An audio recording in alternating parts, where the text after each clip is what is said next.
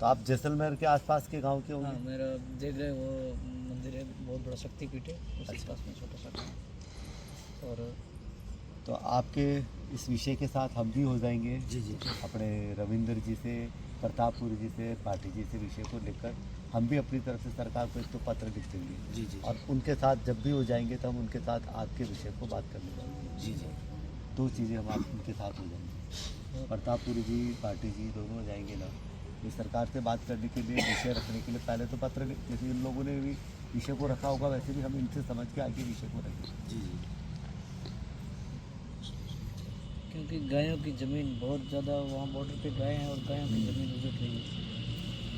हम विकास के खिलाफ नहीं है, लेकिन विकास कीजिए, आप कोई दिक्कत नहीं, लेकिन वो गो अभ्यारण्य, ओरण, गोचर ये सब उजाड़ करके तालाब आज कई सदियों से तालाब नहीं नहीं, ये इतनी तो अवेयरनेस आप लोगों ने किया, बहुत अच्छा काम किया। ये तो अगर वो सब गौ माता का काम है, ईश्वर का काम है।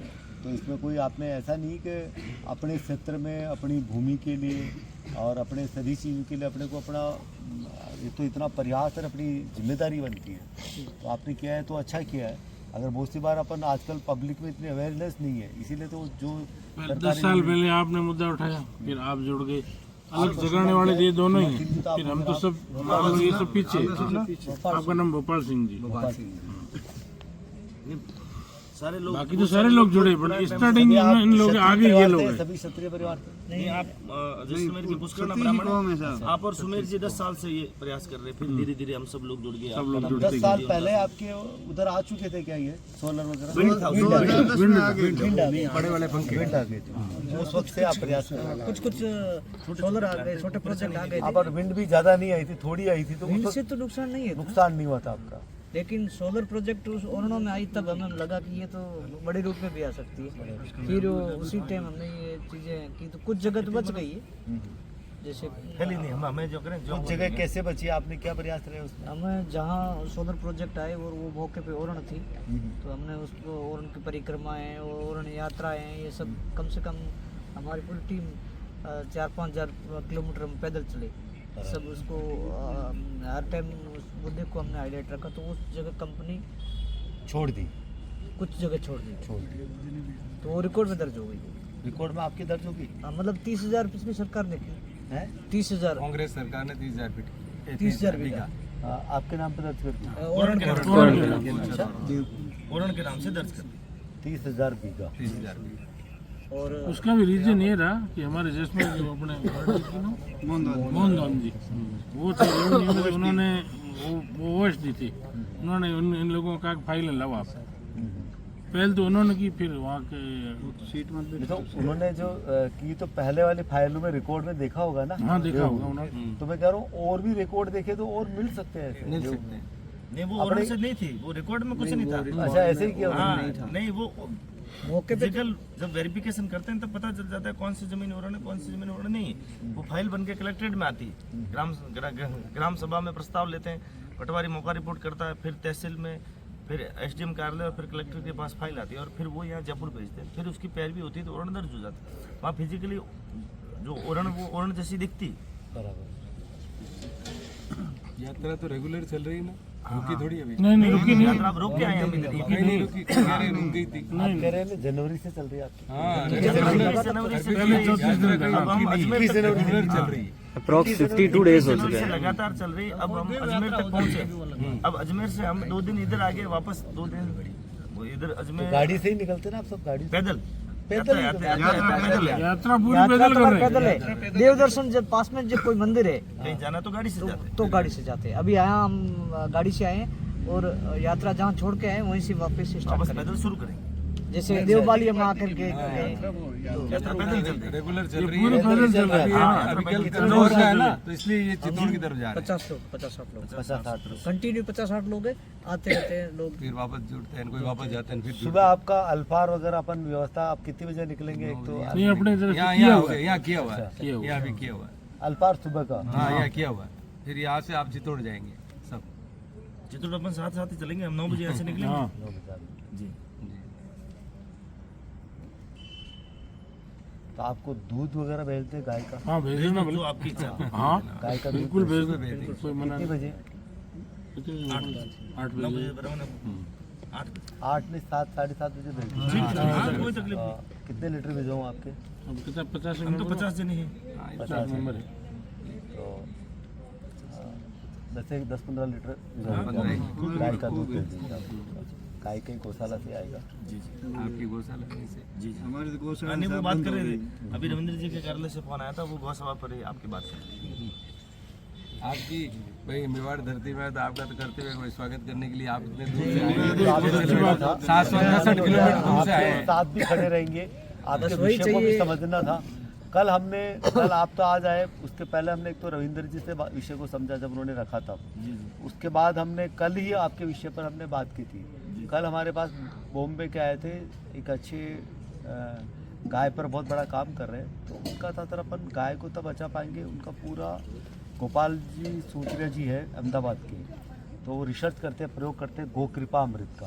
गो कृपा अमृत हम आपको बताएंगे कभी बाद में, तो उसका प्रयोग बहुत ज़बरदस्त है। फिर वो बात चलते चलते आगे आपका विषय आ गया आपके ऊपर, पूरा जैसलमेर पर। अर्पी जी आप थे ना कल? जैसलमेर पे अपने बात की थी, यही इसी पे, इसी अडानी पे, सोलर पे, इस पे हमने कम से कम 15 मिनट आधे घंटे बात की। तो उनका विषय उन्होंने क्या क्या विषय रखा था लास्ट, फिर अपन ने क्या उसमें उन्होंने ये रखा कि 2-3 जो सोलर की वजह से जो अभी धामण घास हो रही है, जो उनकी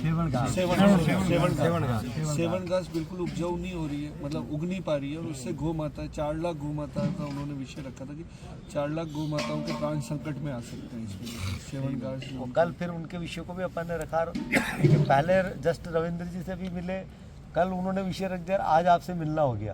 तभी हमारा था कि हम इस विषय को समझ के आगे पूरा आपके साथ जुट के प्रयास करके, ये आपकी तो 20 लाख अगर है एक इतनी है, तो इसके लिए क्या हो सकता है। ये भूमि तो कम से कम अपनी ओरण भूमि, गोचर भूमि, ये तो उनको सुरक्षित करनी पड़ेगी। क्योंकि आज तक गायों के लिए हम चारा नहीं डालते, वो ओरण में ही सेवन घास ही खा रही है, सेवन घास ही खा रही है।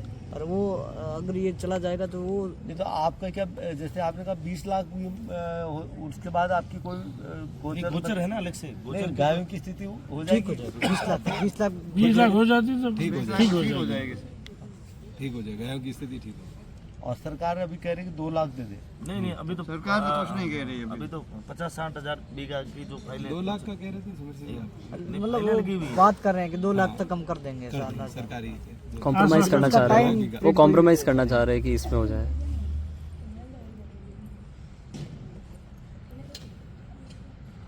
क्योंकि जिस क्षेत्र में रहते हैं और उस क्षेत्र में आपने बरसों रहे, तो उस क्षेत्र की ही भूमि हो जाती है। अगर चाहे अपनी सरकार की भूमि हो, तो अपन सरकार ने तो अभी क्या किया, सरकार ने को उपजाऊ तो क्या नहीं, उसको सरकार ने कुछ कोई नहीं डेवलप तो क्या नहीं, वो तो खाली देख खाली रही है, पड़ी अलॉट थी। कर रही है। खाली पड़ी थी, तो खाली तो एक तरह से वो भी जनता की हो जाती है, क्षेत्रवासियों की हो जाती है।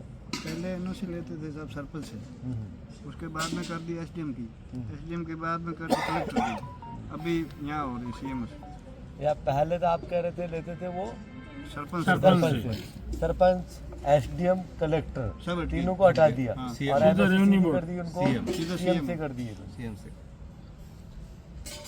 इसमें सर जो उड़न है वो डीम्ड फॉरेस्ट की डेफिनेशन में है, जैसे वहाँ हाँ। हैबिटेट है, जैसे पेड़ पौधे वगैरह सब कुछ है, तो वो डीम्ड फॉरेस्ट की डेफिनेशन में बिल्कुल फिट बैठता है। आगे आ जाओ। आ गया हाँ, आ गया। आप भी साथ ही चल रही है बहुत जबरदस्त वक्त है। अब अफरमाओ वो डीम्ड फॉरेस्ट की डेफिनेशन में बिल्कुल फिट है, क्योंकि वहाँ पेड़ भी है, ग्रासलैंड है, तालाब है, एकदम फॉरेस्ट जैसा दिखते हैं। तो अगर वो डीम फॉरेस्ट में रजिस्टर कर दे कि ये एक तरह से फॉरेस्ट है, या उनको प्रिवेंशन के लिए इस तरह की प्रोविजन जजमेंट आ रखे कि वहाँ पे जैसे राजस्थान का जो राज्य पक्षी है कुडाउन, वो उसकी भी हाई ट्रांसमिशन लाइन, क्योंकि प्लेटों से वो तारे जाते हैं, उसके अंदर बहुत ज़बरदस्त करंट होता है, तो उससे भी मर रही है। और ये कोई भी सुप्रीम कोर्ट के जजमेंट, कोई भी तरह के लॉज फॉलो नहीं कर रहे। एक वो गायों का जो कैटल सर्वे होता है, वो कैटल सर्वे नहीं हो रहा है। एक जो खडाड़ और सोडान एरिया है, वहाँ हर एक घर में 200 गायें। ये यात्रा में भी ऐसे चल रहे आपने हैं। पहले क्या बोला, पहले तो उन्होंने अपने फॉरेस्ट वाली deem forest deem forest green forest की परिभाषा में आ रहा है। आती है, तो उस परिभाषा को उन्होंने एक साइड कर दिया। हाँ। आपका मतलब ये नहीं, वो इसको बिल्कुल ही बंजर बता रहे हैं, वेस्टलैंड। डीम फॉरेस्ट की जगह बंजर बता रहे हैं, उस नियम की भी अवहेलना कर रहे हैं। ये नोट कर दो, डीम फॉरेस्ट वाला हो गया। दूसरा आपने कहा भी कि गौ माता की सर्वे नहीं की, जैसे हर गांव में और तीसरे आपने उसकी चारा ये तालाब की, इसकी किसी की सर्वे नहीं की, किसी को सर्वे नहीं की। बिल्कुल नहीं सर्वे नहीं हो रहा। एक वहाँ कैटल सर्वे, जैसे एक कैटल सर्वे में क्या होता है? मतलब हर गांव में पशुधन किया कैटल सर्वे भी नहीं की और डीम फॉरेस्ट की सर्वे नहीं हुई और में सर सर अभी एक मिनट में अभी 4 दिन पहले भी जो है किसी ने जो है पशुगणना के आधार पर जो है गोचर का कंपैरिजन का एक लेटर लिखा था, तो उसमें भी उनको 2012 की पशुगणना लेनी पड़ी क्योंकि उसके बाद ऑफिशियली पशुगणना नहीं है जैसलमेर में। 2012 के बाद पशुगणना नहीं की। तो आप बताइए और आपका क्या कहना है, क्या कहना है? इसमें ये सर हर गांव में लगभग जैसे जो सोडान एरिया है मतलब बॉर्डर के साइड में वहाँ हर गांव में 10 से 12,000 गायें। अगर 12,000 गायों के हिसाब से हर गांव में हर घर में 200 गायें हमारे साथ भी अभी 10-12 हज़ार गायें हैं तो वहाँ 500 घर होंगे एक में। हाँ आराम से 500 घर है। 500 घर एक ही जगह है, दूर दूर है? दूर गाँव में मतलब 10-15 किलोमीटर का एक गाँव 10-15 किलोमीटर का एक गाँव होता है। हाँ, तो अगर वहाँ पे पशुगणना होती है तो राजस्थान टीनेंसी एक्ट भी ये कहता है कि हर एक कैटल के ऊपर आधा बीघा आपको गोचर जो है उनके ग्रेजिंग लैंड या चढ़ने के लिए छोड़ना पड़ेगा। आधा बीघा के साथ। तो अगर 12,000 फॉर एग्जांपल 12,000 अगर कहीं कैटल है तो उसके हिसाब से 6,000 बीघा गोचर का छूटना चाहिए। तो वो क्या करते हैं कि कैटल सर्वे में 0 लिख देते हैं, किस गाँव में एक भी गाय नहीं, एक भी ये बकरी कुछ छुपा रहे हैं, नहीं, वो पूरा छुपाएंगे क्योंकि छुपा रहे हैं ना, मतलब कैटल से हाँ, छुपा रहे हैं। ये आपने कहा भी कि जैसे 12,000 गायें हैं तो दिखाई नहीं रहे वो, गाय और है, दिखा रहे भेड़ तो है, 2012 की दिखा रहे हैं। और दिखा भी रहे तो वो ऑफिस में फिजिकल वेरिफिकेशन नहीं करते, ऑफिस में बैठे बैठे जो मन में हो रहा है, जो मूड हो रहा है जैसे वो लिख देते। तो आपका शुभ नाम बताया आपने? धर्मवीर सिंह धर्मवीर जी धर्मेश जी। जज की पढ़ाई छोड़ के इसके लाइन तो में लगे। धर्मेश जी, धर्मवीर धर्मवीर सिंह धर्मेश जी। अपन ने एक काम और किया कि हाई कोर्ट में इसकी रिट की क्या? नहीं, वो हाईकोर्ट में भी लगा हुआ है। इसका प्रोसेस ये है कि ये लगा दिए अपन ने? हाईकोर्ट के कुछ जजमेंट्स हाँ। हैं उनका पूरी तरह से सरकार कंटेम्प्ट करेगी, पूरी तरह से उनकी अवहेलना करेगी। पिछले 2024 में हाईकोर्ट का फैसला आया था, आपने जो बात निकाली डीम फॉरेस्ट वाली वैसी उसी पे कि भाई जो ऐसे जंगल हैं, जो जंगल नुमा जो ऐसे हैं एरिया, उनको ऑर्डर में दर्ज किया जाए। हाँ, तो वो फॉलो ही नहीं कर रहे हैं ये लोग। हमने कई ऐसे डॉक्यूमेंट बना के भेजे उस कमेटी को, उस कमेटी ने वापस कलेक्ट्रेट में भेजे तो उनको कोई फॉलो नहीं कर नहीं हाई कोर्ट में जो आपने रेट लगाई उसमें क्या फैसला आया? रहा। फैसला उन्होंने ये दिया कि जो जगह जंगल जैसी है, हाँ हाँ, उनको जंगल के रूप में दर्ज किया। फिर उन्होंने सरकार ने की नहीं। कमेटी बनाई सरकार ने हाईकोर्ट के निर्देश पे, फिर कमेटी बनाई, 4 लोगों की कमेटी बनी हुई जिनका जयपुर में ऑफिस है। वो डॉक्यूमेंट कलेक्ट करती है कि भाई कहाँ कहाँ ऐसे ऐसे जगह है, उनके खसरा नंबर वगैरह सारे भेजो। तो हम उनको डाटा भेजते हैं। हमने काफ़ी गाँव के डाटा उनको भेजे कमेटी में, वो कमेटी ने वापस कलेक्ट्रेट को, सरकार को भेजे, लेकिन उसको कोई सुनवाई